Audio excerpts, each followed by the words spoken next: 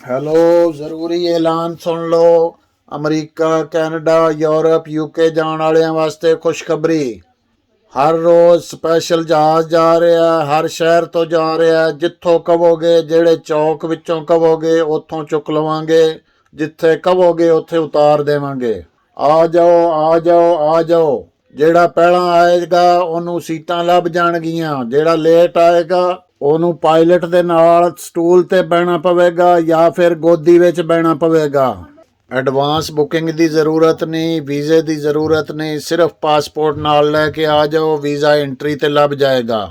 ਆ ਜਾਓ, ਆ ਜਾਓ, ਜਲਦੀ ਆ ਜਾਓ।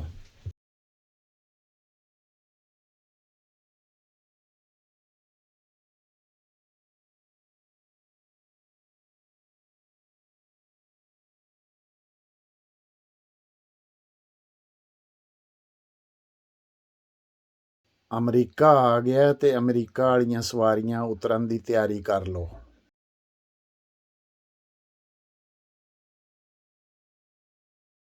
ਸਾਡੇ ਨਾਲ ਸਫ਼ਰ ਕਰਨ ਦਾ ਬਹੁਤ ਬਹੁਤ ਸ਼ੁਕਰੀਆ।